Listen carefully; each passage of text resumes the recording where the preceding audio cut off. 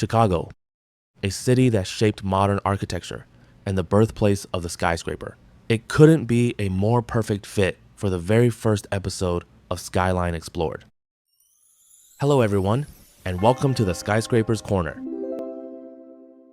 Today, we're going to dive deep into Chicago's spectacular skyline. But before we look up, let's take a moment to look down. To really appreciate Chicago's skyline, we first need to understand the city's geography and its fascinating urban evolution over the past few centuries. Chicago sits right on the southwestern shores of Lake Michigan. Positioned perfectly at the junction of the Great Lakes and the Great Plains of the Midwest, the landscape is remarkably flat, with no major elevations to get in the way. In fact, the city was founded here specifically because of the Chicago River. It acted as the ultimate crossroads connecting the Great Lakes to the massive Mississippi River basin. Because of this prime location, transportation has always dictated Chicago's growth. In the 19th century, the city boomed thanks to the railroads and westward expansion. Fast forward to the post-World War II era, and that growth was supercharged by the massive interstate highway system and the rise of the automobile. The result today is a massive urban sprawl. The Chicago metropolitan area spans 3 states and covers nearly 11,000 square miles or over 28,000 square kilometers. Actually, it's almost as big as Belgium. Because there are no mountains or natural barriers, the city expanded outward in giant, concentric rings. What you get is a vast, low-density suburban landscape structured heavily around highways, with major industrial and employment hubs following those same routes. The city's edges essentially just fade right into the hinterland of the Great Plains. But here is what makes Chicago so interesting. Its development is completely monocentric. That means almost all the major economic power, employment, and tall buildings are concentrated right in the central business district. There are no massive secondary city centers competing with it. Chicago stands out for its structural simplicity. You have one incredibly dominant, jaw-dropping skyline at the center, acting as the beating heart for the periphery through its vital highway arteries. So, now that we've set the context, let's dive into Chicago's unbelievable urban landscape. First, let's zoom out and look at the Chicago skyline as a whole. Where does it actually begin and end? We cannot set a clear definition as the skyline fades into the suburban landscape. However, we can identify the key features that make up the skyline. From east to west, the core is squeezed tightly between the winding Chicago River and the vast blue expanse of Lake Michigan. On a north-south axis, the beating heart of the skyline stretches from around Soldier Field in the south all the way up to the concrete beach in the north. Altogether, this towering concrete jungle covers just about 3 square miles or 8 square kilometers. Remember how huge the metropolitan area is? That means this massive, world-famous skyline takes up less than 0.03% of the city's total footprint. If you look closely, the heart of the skyline is basically split into 2 main blocks. One packed tightly between the Chicago River and Millennium Park, known as the Loop, and another dense cluster sitting just across the river. Together, they form a massive figure 8. That shape right there, that is the true towering core of the Chicago skyline. But what happens when you step just outside that figure 8? You hit a fascinating transition zone before the city flattens out into lower rise neighborhoods. You'll still find an incredible mix of architecture and some pretty massive buildings in this ring, but none of them quite reach that official skyscraper status. And as the skyline extends further north along the lakefront, you'll notice something interesting. You get this incredible wall of residential high-rises. It's the perfect example of how limited waterfront space forces massive, dense development even without building record-breaking megatall skyscrapers. Now that we have figured out how the skyline unfolds, it is time to examine its vertical structure and visual composition. Chicago's skyline boasts over 350 buildings, towering above 100 meters or 328 feet. But here is a wild fact. According to the Council on Tall Buildings and Urban Habitat, only 137 of them actually qualify as true skyscrapers, including 7 super tall megastructures, 2 of which pierce the 400-meter mark or over 1,300 feet into the sky. By the way, If you want to know exactly how a skyscraper is defined and measured, check out my video about the topic, the link in the description below. The 10 tallest skyscrapers are distributed relatively evenly along a north-south axis. So, when you look back at the city from out on Lake Michigan, it creates this incredibly compact, dense mountain range of glass and steel with a few major peaks.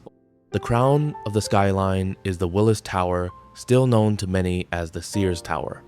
Sitting slightly off-center without any massive neighbors to block the view, its dark, imposing tones and twin white antennas make it an absolute icon.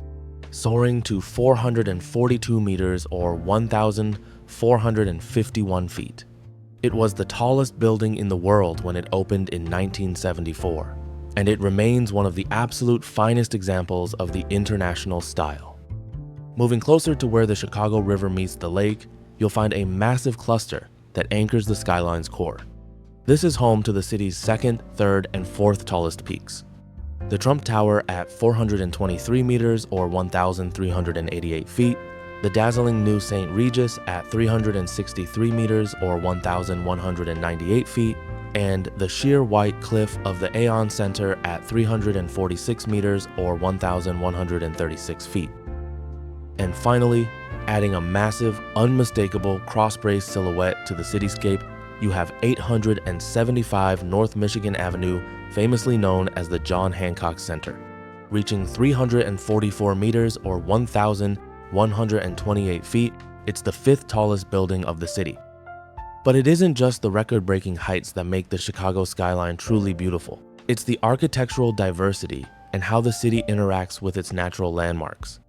So let's drop down from the clouds and take a closer look at the true heart of this skyline, the Chicago River. As we fly in from Lake Michigan, we are immediately greeted by one of the newest jewels of the skyline, the St. Regis Chicago. It is a stunning example of contemporary architecture, featuring 3 interconnected towers that step down toward the river. You'll notice a unique blow-through floor. This actually allows air to pass through it, thereby reducing structural stress from the wind. Just a little further down the river, at a major bend in the water, stands the Trump International Hotel and Tower. Its setbacks were actually designed to perfectly align with the heights of its neighboring buildings. But if we take a look right across the street, the sleek, modern glass suddenly disappears, and we are transported back in time. Guarding the entrance to the famous Magnificent Mile, we have 2 architectural masterpieces. First is the gleaming white Wrigley Building. Completed in 1924 and reaching 134 meters or 428 feet, the complex was designed by the firm Graham, Anderson, Probst, and White. It consists of 2 towers that are connected at ground level and by skywalks, featuring a shining terracotta facade inspired by the Spanish Renaissance. Right next to it is the Tribune Tower, finished in 1925. This 141-meter or 463-foot tower is pure Neo-Gothic drama, complete with flying buttresses and gargoyles at the top. This masterpiece bears a closer resemblance to a European cathedral than to a traditional office building. The architects crowned the tower with spectacular, flamboyant flying buttresses that elegantly conceal the mechanical systems on the roof. The building's base is just as eye-catching as its summit, effectively turning the street level into an open-air museum. If you walk around the base, you will find over 150 artifacts embedded right into the stone, including a piece of the Great Pyramid, a chunk of the Taj Mahal, and even a rock from the moon. On the other side, you will find the Mather Tower, another prime example of the Art Deco era. Built between 1926 and 1928, the tower reaches 159 meters or 521 feet. As we continue following the river south, notice how the city embraces the water today. For over a century, the Chicago River was essentially an industrial sewer. But over the last 2 decades, it has undergone a massive transformation. With the completion of the Chicago Riverwalk, this once polluted waterway is now a vibrant public park, lined with restaurants and completely integrated into the urban canyon of skyscrapers.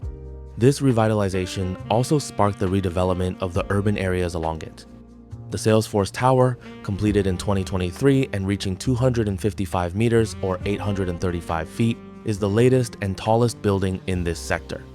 And as we turn down the South Branch, we continue through this urban canyon. Among the modern skyscrapers stands the Civic Opera Building, home to the Lyric Opera of Chicago. Designed to resemble a chair, this other Art Deco masterpiece is sometimes referred to as Insull's Throne. Built in 1929, the tower stands at 169 meters or 555 feet. Finally, we return to the absolute titan of the city, the Willis Tower. However, in its shadow, you will find a rich architectural diversity. Leaving the river behind, we dive straight into the historic commercial center of the city, the Loop. Looking straight down the canyon of LaSalle Street, your eye is immediately drawn to a towering Art Deco masterpiece anchoring the southern end. This is the Chicago Board of Trade building. Completed in 1930 and standing 184 meters or 605 feet tall, it was Chicago's tallest building for 35 years. If you look at the very top, there is an aluminum statue of Ceres, the Roman goddess of agriculture. The sculptor, John Storrs, intentionally gave her no face. He believed the building was so incredibly tall that no human would ever be high enough to see her features anyway. Heading further south toward the edge of Grant Park, we must leap into the modern era with the NEMA Tower. Finished in 2019, this massive residential skyscraper reaches 273 meters, or 896 feet. If it's stacked, varying heights look familiar, that is entirely by design. The architect, Raphael Vignoli, created NEMA as a direct, modern homage to the bundled tube structure of the Willis Tower we just saw. Turning north, we trace the edge of the historic Michigan Avenue street wall. This is a protected landmark district that forms a spectacular architectural cliff facing Lake Michigan. Among these grand 19th and early 20th century landmarks is the beautiful Fine Arts Building from 1885. Just down the street is the Railway Exchange Building from 1904, famous because architect Daniel Burnham actually drew up the legendary 1909 plan of Chicago in a penthouse on its roof. Moving back inland toward the civic heart of the city, we encounter two fascinating structures that each held the title of Chicago's tallest building in their respective eras. First is the Chicago Temple Building. Completed in 1924, this 173-meter or 568-foot Neo-Gothic tower reigned as the city's tallest until 1930. It is not just an office building, it is actually the tallest church building in the world, complete with a breathtaking sky chapel tucked 122 meters or 400 feet above the bustling streets below, featuring 16 intricate stained glass windows. Just a few blocks away stands the Richard J. Daley Center, offering a stark contrast in the international style. When it was finished in 1965, it claimed the title of Chicago's tallest building at 198 meters or 648 feet. As we arrive back near the Chicago River, we are greeted by a striking trio of towers. First is the towering white monolith of the Aon Center. Built in 1973, it was originally clad entirely in beautiful Italian Carrara marble. The marble was sliced so thin that the harsh Chicago weather caused the slabs to bow and literally fall off the building. In the 1990s, they had to spend over $80 million to strip the entire skyscraper and reclad it in white granite. Next to it is the postmodern, chevron-topped 2 Prudential Plaza. Built in 1990, the tower reaches 303 meters or 995 feet. Despite its massive weight, it was built using air rights directly over the active commuter rail tracks of the Illinois Central Railroad without disrupting a single train schedule during construction. Finally, nestled nearby is the dazzling Carbide and Carbon building. Built in 1929, the building reaches 153 meters or 503 feet. Covered in dark green terracotta and crowned with real 24-karat gold leaf, it is one of the most stunning Art Deco buildings in America. Built during the height of Prohibition, popular legend insists the architects deliberately designed the building to look exactly like a giant, foil-topped bottle of champagne. For the final leg of our journey, we leave the Loop and head north, flying straight up Chicago's most famous commercial artery, the Magnificent Mile. Our destination is the commanding, dark tower anchoring the north end of the Skyline, 875 North Michigan Avenue, famously known as the John Hancock Center. Completed in 1969, this was the very first super tall building in the world outside of New York City. Designed by the legendary duo Bruce Graham and Fazlur Rahman Khan, its iconic exterior X-braces aren't just for decoration. They are a structural necessity that allows the tower to withstand Chicago's brutal winds without needing inner support columns. Because it was built as a mixed-use tower, it is essentially a self-contained city. It even features a grocery store and the highest indoor swimming pool in America, located all the way up on the 44th floor. Surrounding the Hancock are some of the city's most luxurious towers, creating a dense, high-end second peak in the skyline. Just a block away is 900 North Michigan, completed in 1989. Reaching 265 meters or 871 feet, it's easy to spot thanks to the 4 distinctive illuminated lanterns on its roof. While it looks like a traditional skyscraper, it is actually clad in warm limestone, specifically chosen to harmonize with the historic, low-rise buildings at the street level. Right next door is Water Tower Place, a 262-meter or 859-foot pioneer from 1976. This building completely changed urban real estate by placing a massive 8-story shopping mall at its base. Now, as we turn back south, we follow the bustling energy of the Magnificent Mile. This vibrant boulevard is lined with a stunning mix of historic facades and sleek modern retail, serving as the connective tissue of the city. And our journey ends exactly where it began, back at the Chicago River, staring at the gleaming white terracotta of the Wrigley Building. From the historic Art Deco masterpieces of the Loop to the colossal glass super talls reflecting the lake, Chicago's skyline isn't just a collection of tall buildings. It is a living, breathing museum of human ambition, engineering, and design. Thank you so much for joining me on this first episode of Skyline Explored.